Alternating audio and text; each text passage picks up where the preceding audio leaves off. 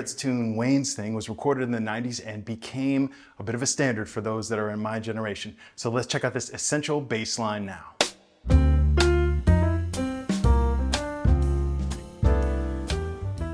Welcome to Learn Jazz Bass with Matt Rubicki. I'm glad that you're here. We're talking about the great Wayne's Thing from Kenny Garrett, recorded in the 90s. And Kenny Garrett is part of that collection of players in the 90s that we call the Young Lions. And for my generation, were a huge influence on sort of spurring us on to want to play this music because of the way they played. And a lot of folks, especially my age, know this tune, and it is a really fun tune to play. It is not difficult. The bass line is not difficult. The chords are not difficult. The form is not difficult. And so it is something that would easily be adopted into your own repertoire, and I suggest that you do it. The feel for this, where we start, where the tune starts, comes from Brian Blade on drums, a master player, and he is playing sort of an adapted second line or street beat from New Orleans feel. Nonetheless, so that's sort of where it's coming from. And then we have this married with this sort of infectious bass line that Kiyoshi is playing. And one interesting thing about this line is that a student I had assigned this tune to an ensemble, and a student was playing this bass line that I gave them, and they said, I think he's playing E, G instead of E, B for the first two notes. And I had never thought of it that way. I had never heard it that way. And as soon as I started listening to it and checking it out again, I said, oh my gosh, yeah, I think there might be G's in there. It might be going E, G, A instead of E, B, A. And then I went back again recently in preparation for this video, and I listened to it again, and I said, gosh, this keeps changing. Like, remember the blue and gold dress online, the viral thing online? It was kind of like that, or perhaps what was that one, Yanni or Nanny or something like that, where there was a sound, and based on the word that you read, that's the sound that you heard orally, right? So it's some kind of illusion where I kept not being able to tell what he was playing, and it seemed to change every time I listened to it based on what I thought it was going to be. So I actually reached out to Kiyoshi and confirmed with him that it is indeed always E, B, A. He never played G, and that's just a trick of the overtone series of the instrument, the way that it was recorded and so on. So I definitely got the right bass line here, and as I say, it is not a difficult bass line. We start with the overall sort of riff, which comes from an E minor sound, E minor 7 probably, most likely, because the notes are E, B natural, A natural, and then D, D natural, which is the flat 7 of an E minor. So E, B, A, D, E. Now that happens in sort of one cycle of eight measures, and then we go to the melody that Kenny Garrett is playing, and then we start to form. And so we've got 4 measures of E minor 7, so that riff continues, and then it's slightly amended to go with the other chords that come after. In bar 5, we have a C major 7 with an implication of sort of a sharp 11 in there, because it's kind of coming from the sound of G major perhaps, or some kind of E minor sound, so most likely F sharp in there. So he changes, the original riff is E, B, A, D.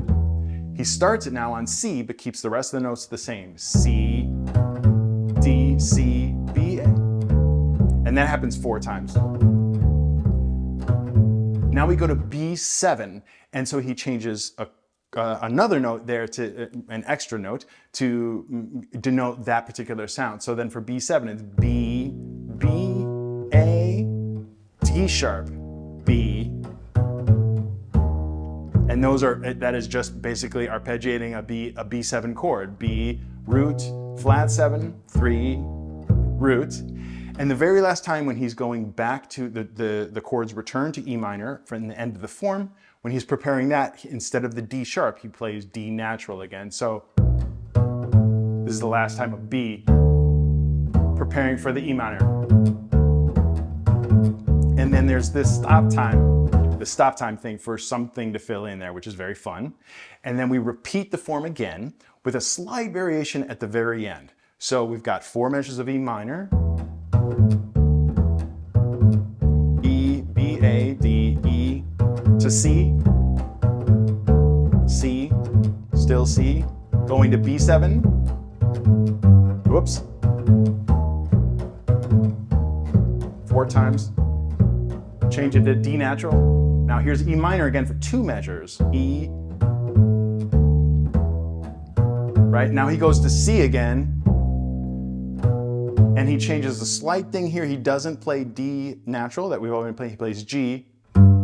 So C, B, A, and then what he does next is kind of unusual or unexpected. I don't know what he intended here. I didn't ask him. But in the very last measure of the bar, what most likely would be sort of another B7 chord, he plays D natural, F sharp, A, back to E minor.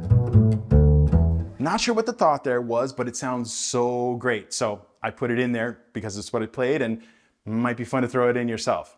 Another little minor thing is that in those last 4 bars, he actually changes another time that he plays the D natural. Instead of D natural, he's approaching the C, the root of the C major chord from a half step above with a chromatic approach note, D flat to C. So the last 4 bars would be E, B, A, D, E, B, A, D flat, C, G, D, D, F sharp. Back to the riff.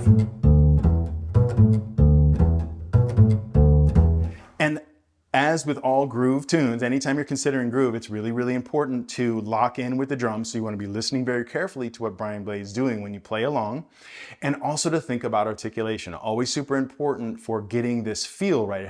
It informs a feel. So we've got a combination of short and long notes. We've got a pretty short note on the first one, not super short, E, and then this is moderately long, B natural, but it's more emphasized. And then the A is quite short, almost imperceptible.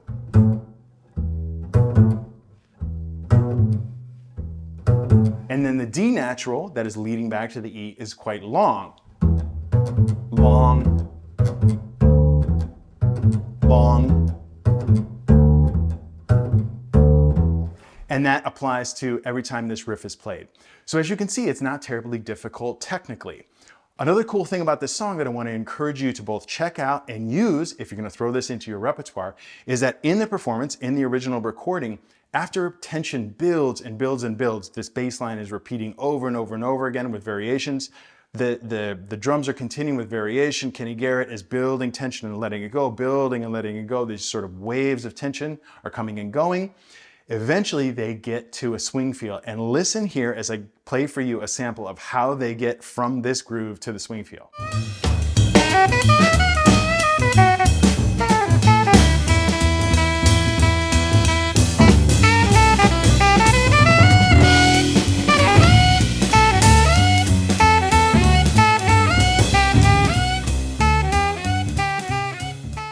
Isn't that so cool? And the way to really appreciate it is you gotta listen to the whole song. You have to listen to the buildup to really appreciate the release that happens there and the power that it sort of has, you know, because all this tension built up. When you're playing this live, hopefully you've got a drummer who is either sympathetic or knows this recording already, or you yourself encourage them to get to know this recording, because planning together sort of without speaking as to when that's going to happen. You both know how fun it is. You both know it's coming, you and the drummer.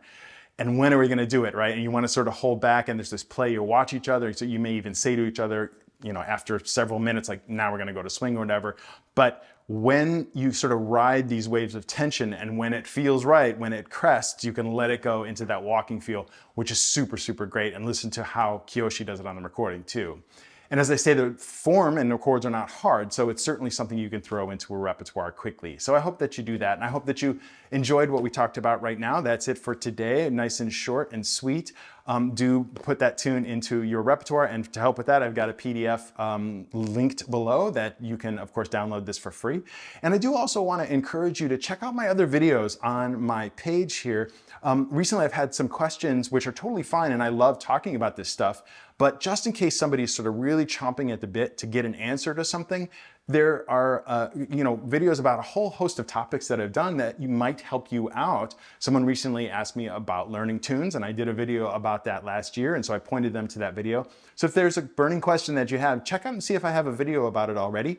If not, please send me a line, and I'd love to hear about ideas that you might have. Thanks for joining me today, and always remember, straight ahead and strive for tone.